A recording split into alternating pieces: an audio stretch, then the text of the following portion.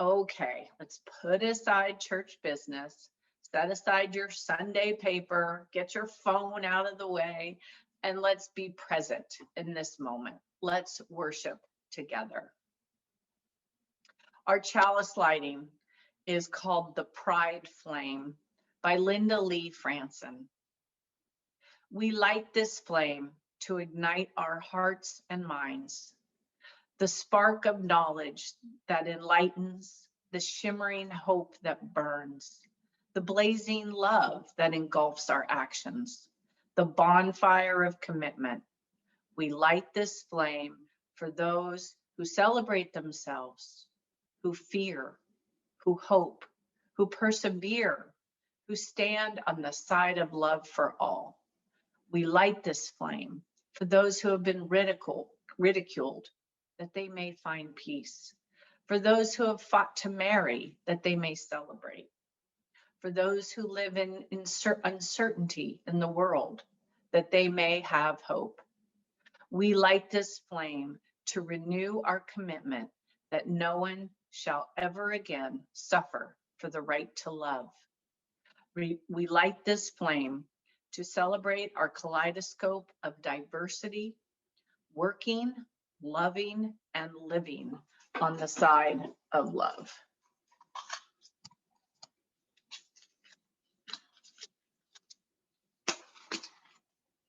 For this, we light this flame. Our guest today, Leah Morris, shares this special song for our opening hymn. Hello, beautiful today. Hello, beautiful now. Hello, beautiful sunshine, honey. I love you and how. Hello, beautiful me. Hello, perfect right here.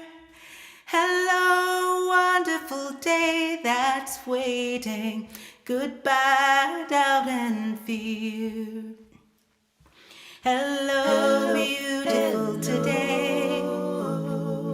Hello, beautiful now. Hello, beautiful sunshine, honey. I love you and hello, hello. Hello, beautiful me. Hello, perfect right here. Hello, wonderful day that's waiting. Goodbye, doubt and fear. Bye-bye now. Hello, beautiful today. Let the sun shine. Hello, beautiful now. Let the sun shine. Hello, beautiful sunshine.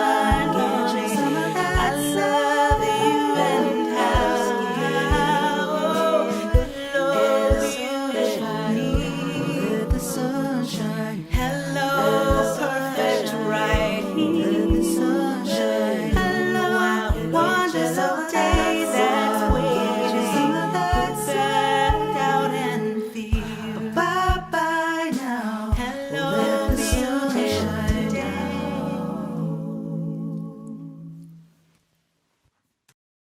Good morning. Hello, beautiful everyone. Oh, wow. So I found a book to go with today's service. It is called The Day You Begin by Jacqueline Woodson, and it is phenomenal. Jacqueline Woodson writes a lot of lovely books. This is one of her books for smaller children. So I hope we all can enjoy it.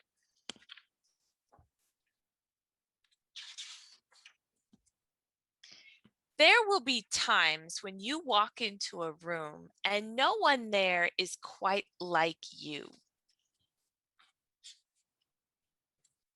Maybe it will be your skin, your clothes, or the curl of your hair. There will be times when no one understands the way words curl from your mouth, the beautiful language of the country you left behind. My name is Rogeberto. We just moved here from Venezuela. And because they don't understand, the classroom will fill with laughter until the teacher quiets everyone. Rogeberto, from Venezuela, your teacher says so soft and beautifully that your name and homeland sound like flowers blooming, the first bright notes of a song. There will be times when the words don't come. Your own voice, once huge, now smaller. When the teacher asks, "What did you do last summer?" Tell the class your story. "We went to France," Shayla says. "These shells came from a beach in Maine." A boy named Jonathan holds out a jar filled with tiny shells, so fragile they look like they'll turn to dust in your own untraveled hands. "My whole family went to India, Spain, South Carolina, each souvenir a small triumph of a journey, their travels going on and on." And as you stand in front of that room, you can only remember how the heat waved as it lifted off the curb, and your days spent at home caring for your little sister, who made you laugh out loud and hugged you hard at nap time. You can only remember the books you kept on reading long after she had fallen asleep. And in that room where no one else is quite like you, you'll look down at your own empty hands and wonder, what good is this when other students were flying and sailing and going somewhere? There will be times when the lunch your mother packed for you is too strange or too unfamiliar for others to love as you do.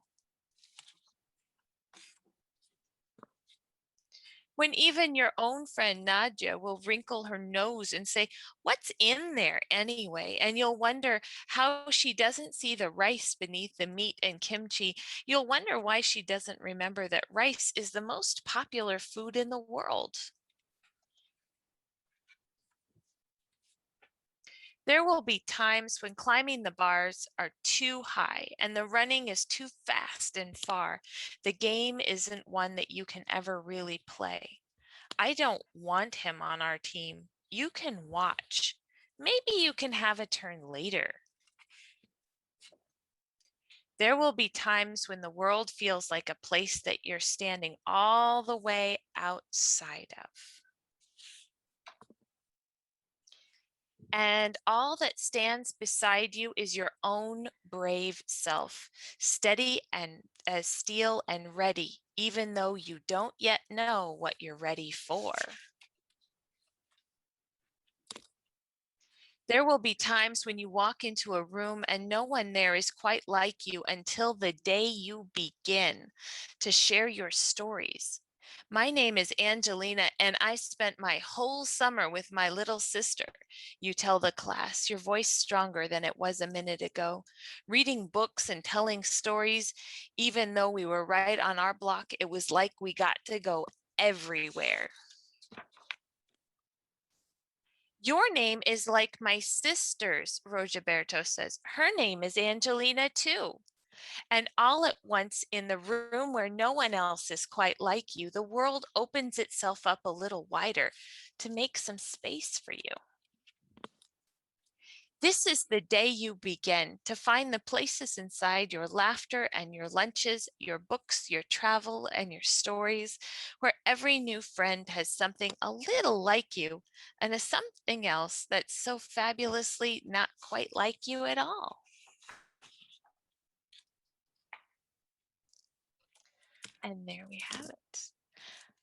May you all have a wonderful week and enjoy those places where we're not quite like everyone else in the room and the places where we connect.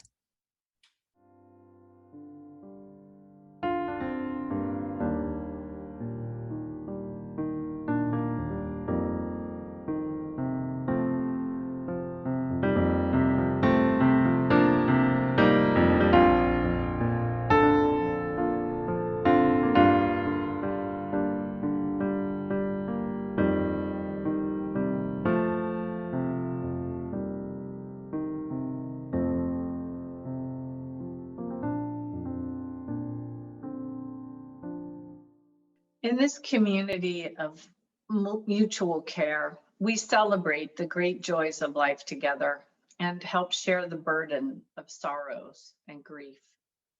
And as such, each week we share specific joys and sorrows from the lives of our members.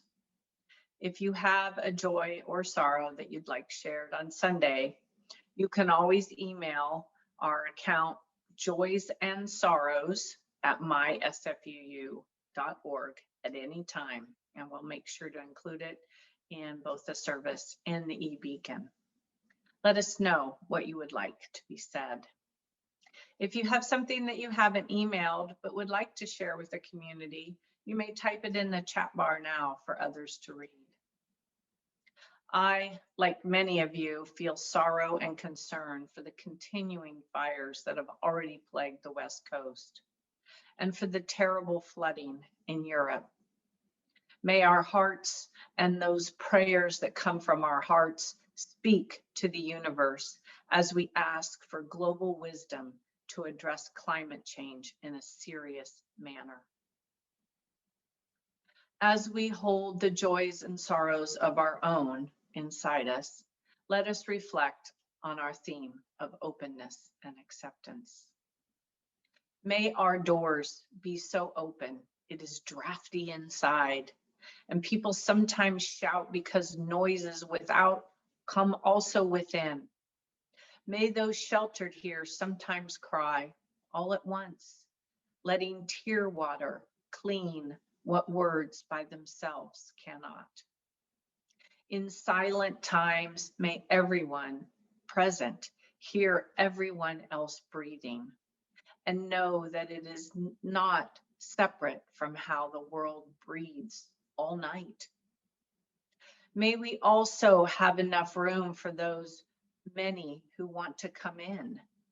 May those who cherish this church be so glad they cannot stop speaking, stop asking, and may that crowding itself be a gladness as we keep adding rooms. May we notice each one who is new and invite them to stay. May our list of names for the holy not ever be finished. May we hear God chuckling with us as we find still more. I invite you to continue in the spirit of reflection and meditation and prayer as we listen to another gorgeous song by Leah Morris. By the still waters, I go to meet my guide. Truth restores my soul, I never walk alone. Where I face shadow, my heart will know no fear.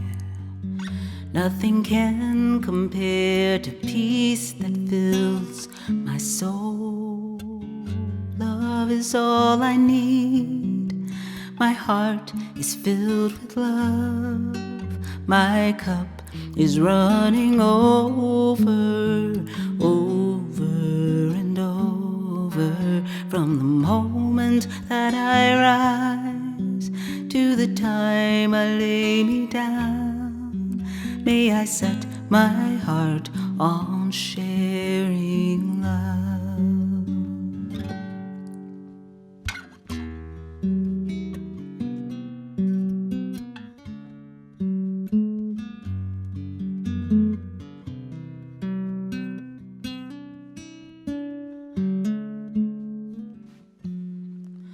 In the cool meadow, God greets me with a song, and in every voice I know I hear my own.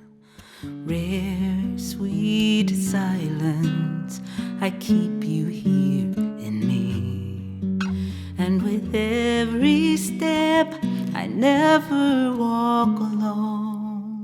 Love is all I need. My heart is filled with love. My cup is running over, over and over. From the moment that I rise to the time I lay me down, may I set my heart on sharing love. My heart is filled with love. My cup is running over, over and over. From the moment that I rise to the day I lay me down, I will set my heart on sharing love. I will set my heart on sharing love. I have set my heart on sharing love.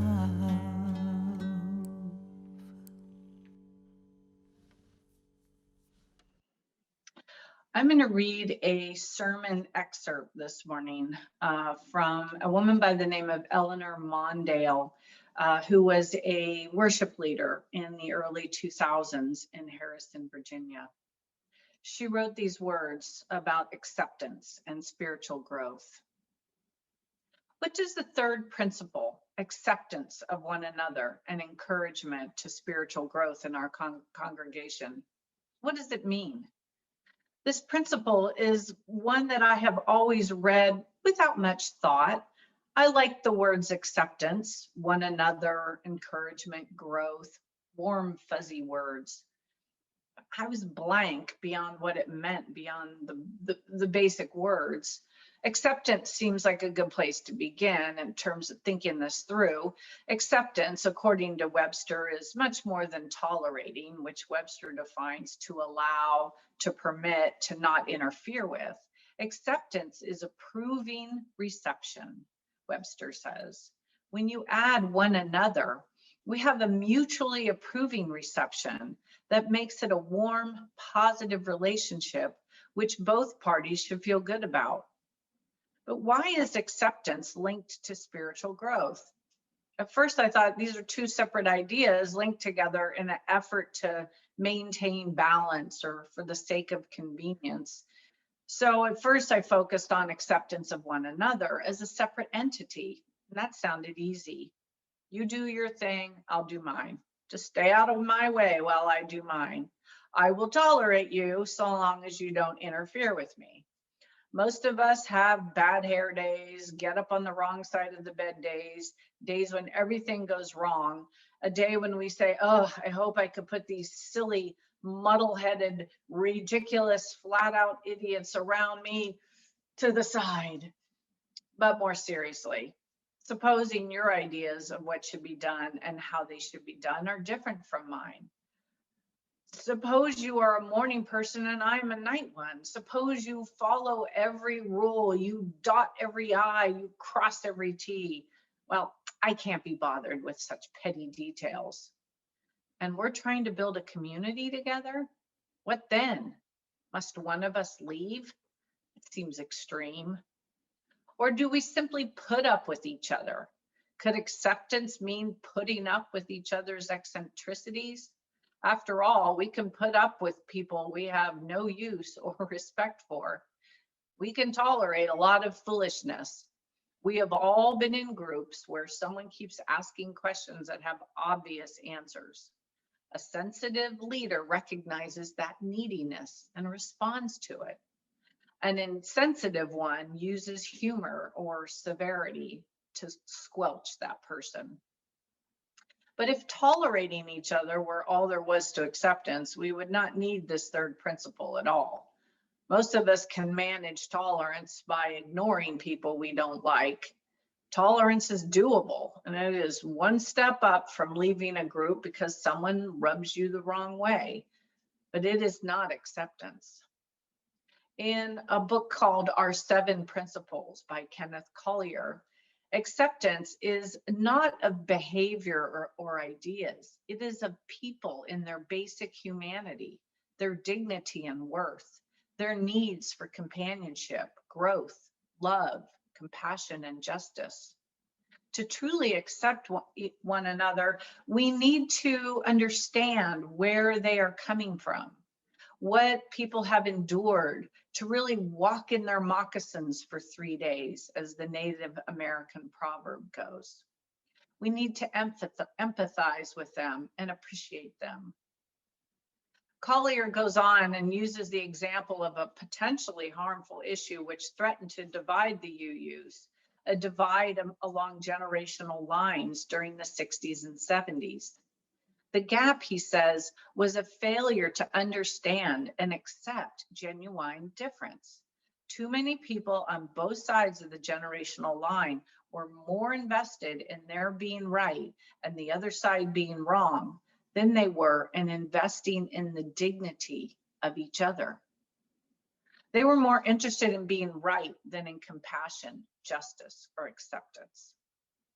The real issue, he said, is of acceptance of one another, of investing in each other's inherent worth and dignity. When I got to this point in Collier's argument, I realized that acceptance and support of spiritual growth go together naturally. You can't have support of spiritual growth without full acceptance of another person until you invest your energy toward that person's spiritual growth. A way to test yourself on this principle, according to the Reverend Beverly Boak, is to ask yourself, have I compassionately offered others the opportunity for growth? Have I truly accepted people, even those who are not like me and those who do not fit my idea of okay? And so, from wondering what deep meaning, if any, this principle may have, I have evolved to a belief that this is the linchpin of our faith. We must accept one another and encourage spiritual growth among one another and in our congregations, or we will end up lost, wandering, and bickering in darkness.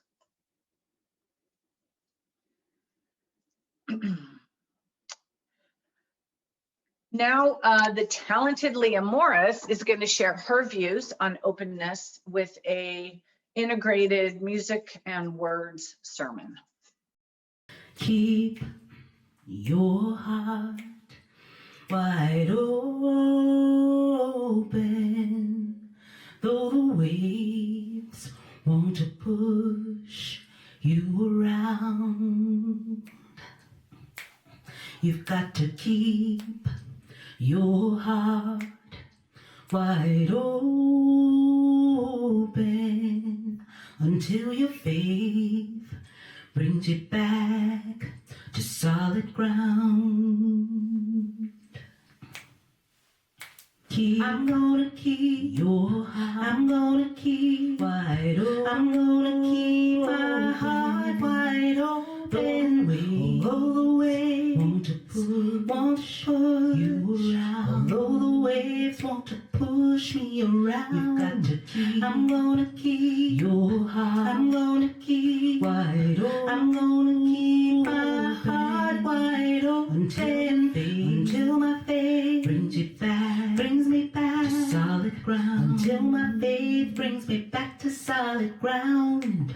I'm gonna keep your heart, I'm gonna keep wide open, I'm gonna keep my heart wide open. Although the waves want to push you around, although the waves want to push me around, I'm gonna keep your heart, I'm gonna keep wide open, I'm gonna keep my heart wide open until my faith brings me back to solid ground, until my faith brings me back to solid ground.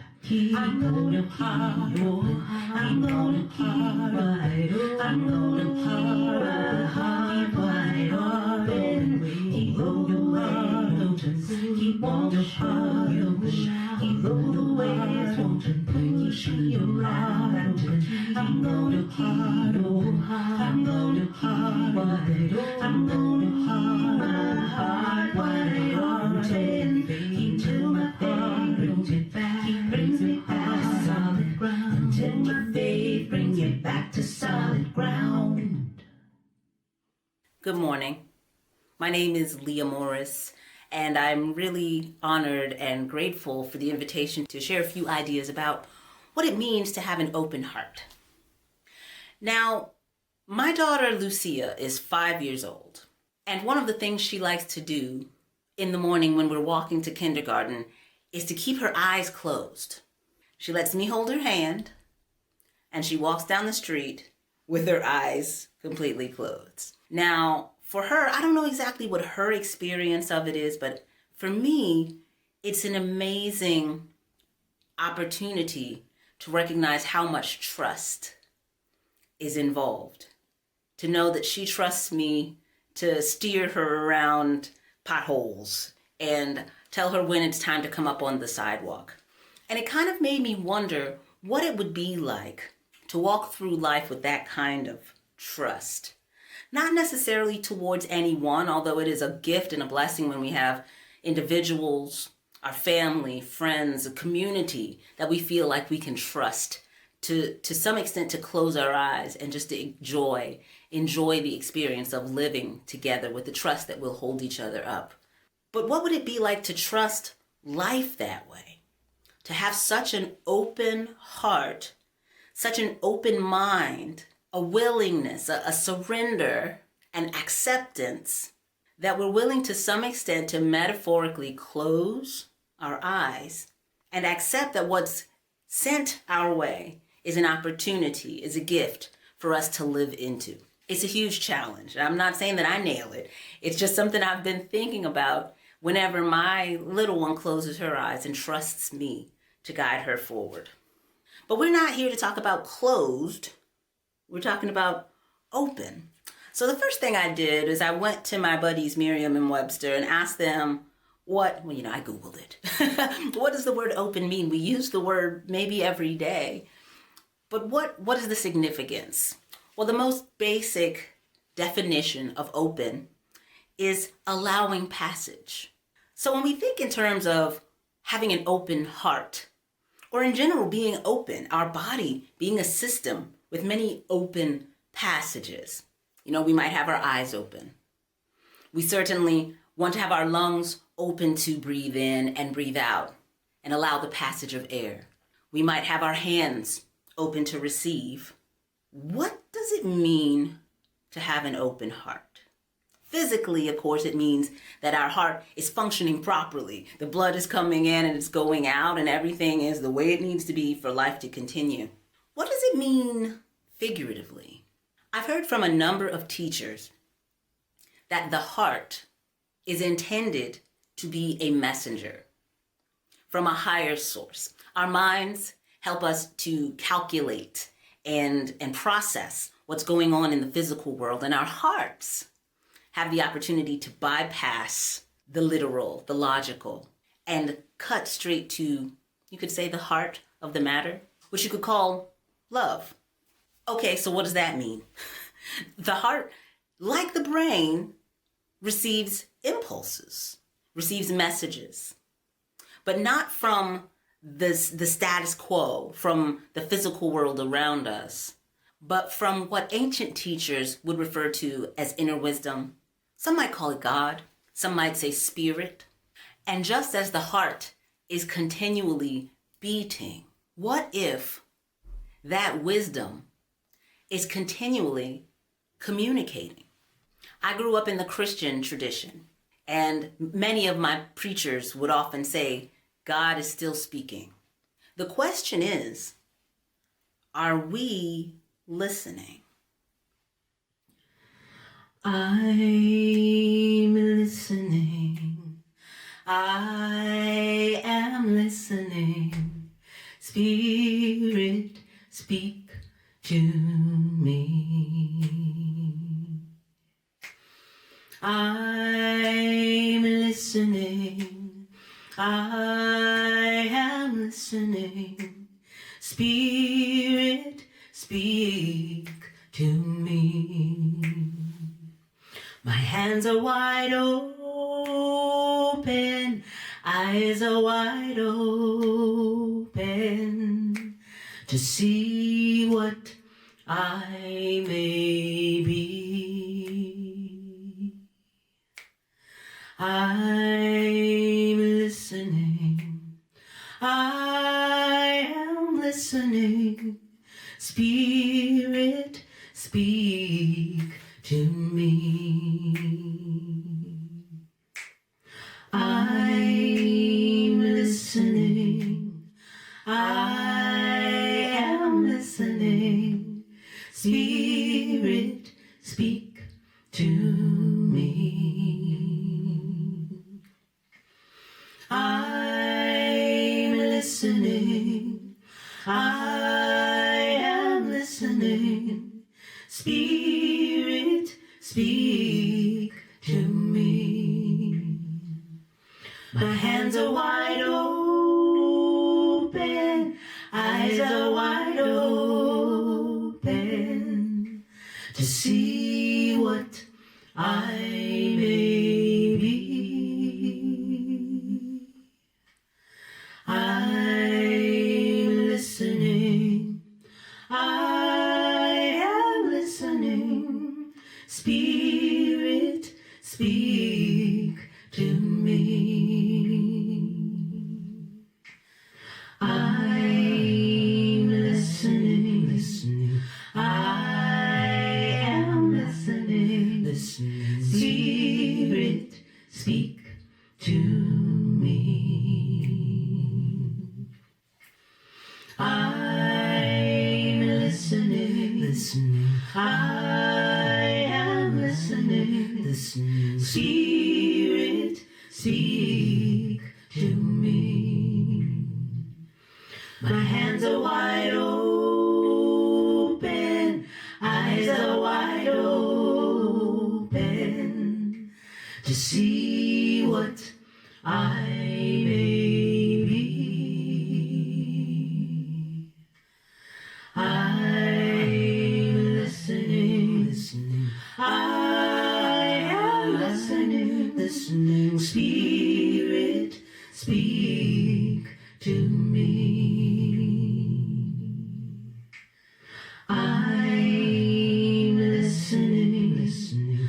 I am listening. In this moment of silence, speak to me. I can hear the voices of all my I'm listening. Howling, tweeting, clicking. We're all calling into the wind. My hands are wide open. Oh, the joy. Eyes are wide open. Love to see what I you and me. Oh, I'm listening. In this moment of silence, I am listening. My spirit speaks to me. So I no longer choose to use the word God to refer to all there is, the unknown, the universe, simply because I feel that word, that name, has its limitations. It certainly has its baggage. But I do recognize that there is something ineffable in everything that does communicate with us. There's something in nature. There's something in our human nature that echoes from the rest of nature because we aren't apart from nature. We haven't left.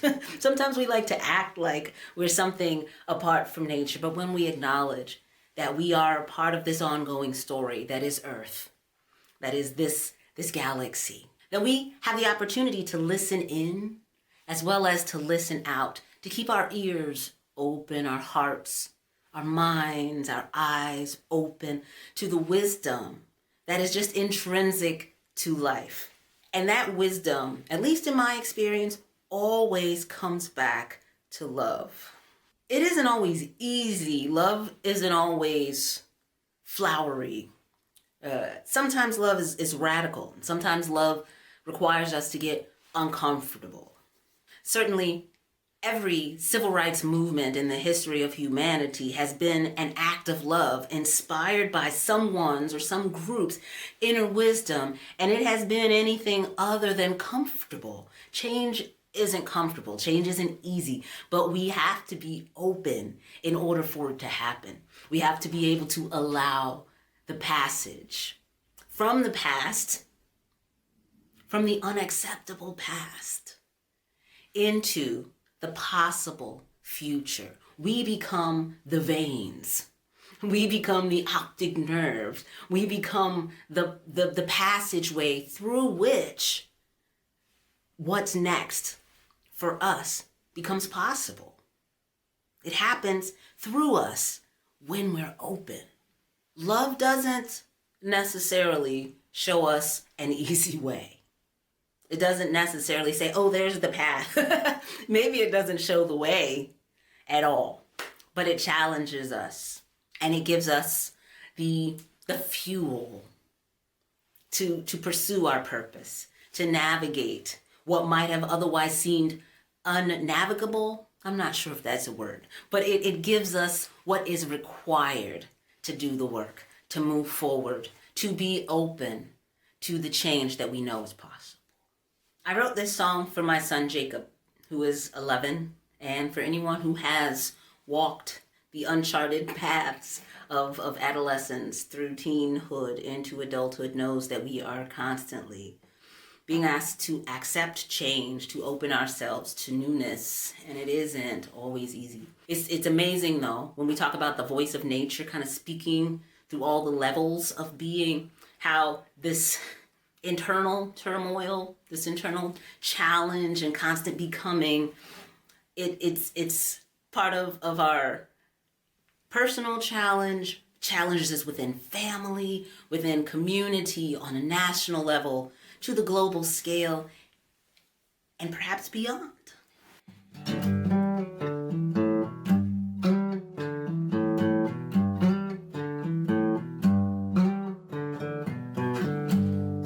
This is the day, my child, I promise. You'll find the way beneath your feet, waiting to wipe all your sorrows away, waiting to guide you into this new day. If you are open for a change, are you open for a change?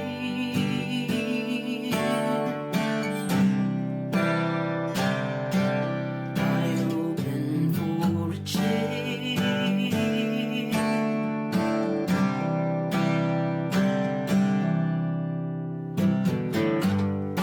Uncurl your fist, my child, and listen. Change only pains when we resist. Maybe we don't know what comes next, but aren't those surprise parties always the best? I know your hope is not in vain. Are you open for a change?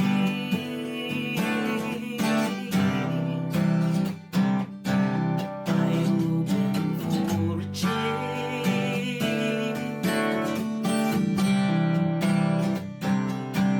Are you open for a change?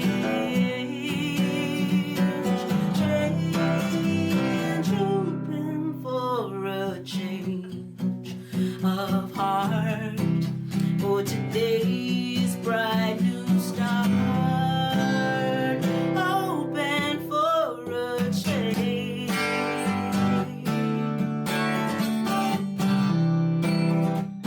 Open for a change.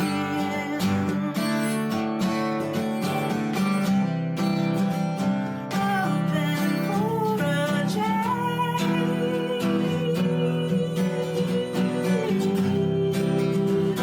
Open for a change. The question is, what goodness may pass through us when we remain open for a change, when we remain open to the possibilities that we can be in the world. As unlikely or as challenging or as distant as they may appear, if we can keep our hearts open to the insight, to the wisdom that teaches us how to move forward in love. If we choose to keep our arms open, might we embrace and be embraced by those, even those, not just those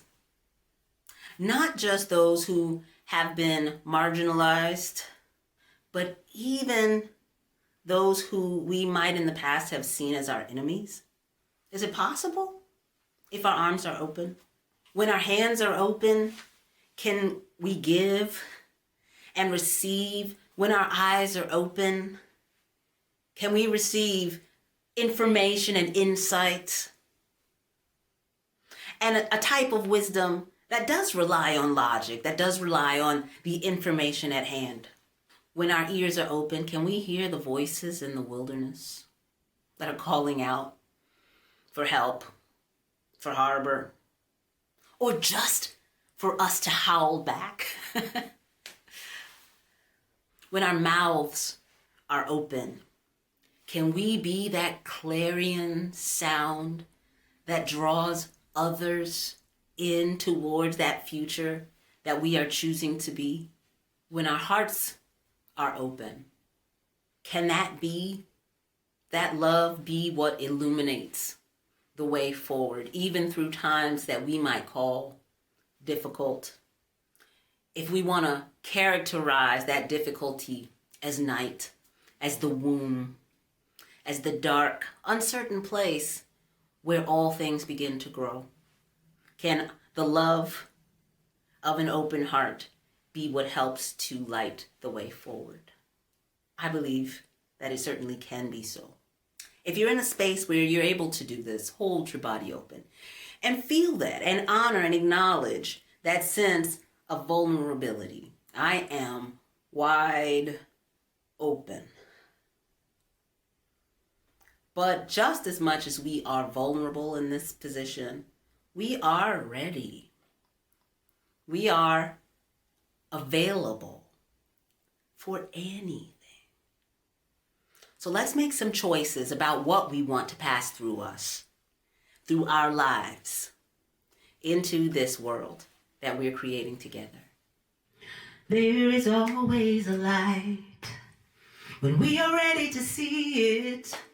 There is always a light when we are ready to be it, to see the light, to be the light, to raise our eyes in the dark of night, to climb this hill. Together we will. There is always a light when we are ready to see it. There is always a light when we are ready to be it, to see the light, to be the light, to raise our eyes in the dark of night, to climb this hill.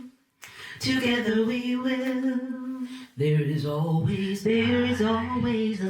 There is always light. When we are ready to see it. There is always a light. There is always light. When we are ready to be it, to see the light, to be the light, to raise our eyes in the dark of night, to climb this hill. Together we will. There is always a light. There is always light. When we are ready to see it. There is always a light. There is always light. We are ready to be it, to see the light, to be the light, to raise our eyes in the dark of night, to climb this hill. Together we will. There is always light. Your light. There is always in the dark. We are ready to see it. There is always your light. There is always in the dark. We are ready to be it, to see the light. Let your bright heart shine down and be a gift.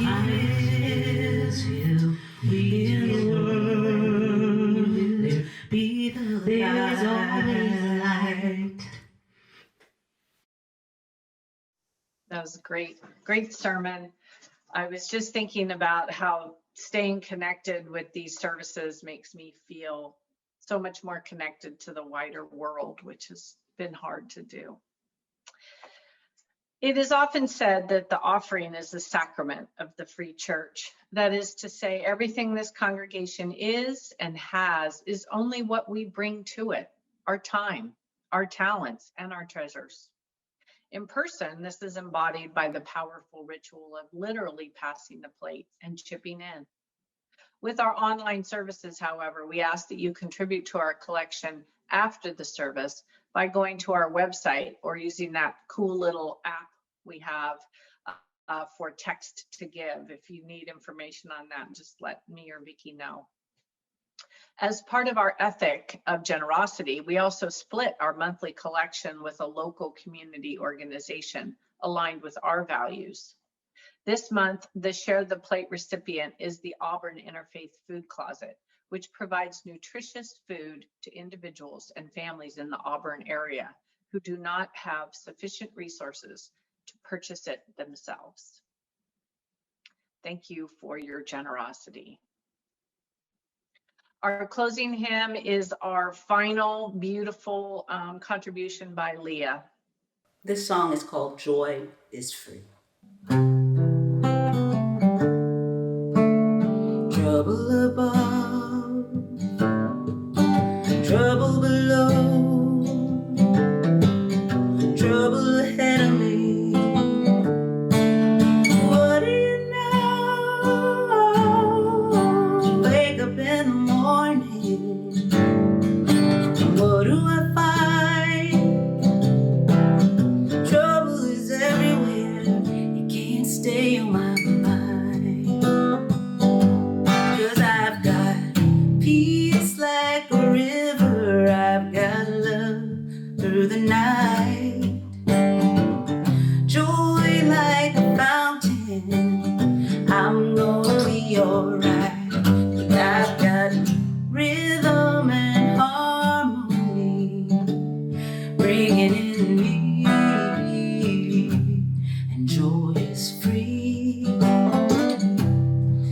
Love is free. Peace is free, free, free. Is there strife in the world? Is there strife in the home? Are you feeling a little lost? Are you feeling alone? Are you waking up at midnight? Do you remember your dreams? About riding a raft down a cool, gentle stream. You can have peace like a river, love through the night. You can have joy like a fountain, my dear. You can be alright. You can have rhythm and harmony ringing in you. 'Cause love is true. Peace is true. Joy is true, true, true. Whatever way you're looking, there is something there to see. Is life a paradise or prison? What do you believe? You can have peace like a river, joy from the soul. Yeah. Love as a beacon, guiding everywhere we go. Let our hearts beat the rhythm, let the anthem we sing be. Love is free, peace is free, joy is free, free, free. Life is free, free, free.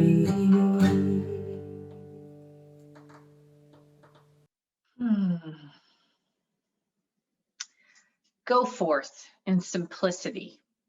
Find and walk the path that leads to compassion and wisdom, that leads to happiness, peace, and ease. Welcome the stranger and open your heart to a world in need of healing. Be courageous before the forces of hate.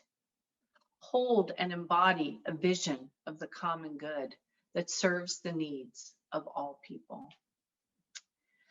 And if you'll join me as we extinguish our chalice in our closing words. As we go forth, may we carry the flame of peace and love until we meet again. Blessed be.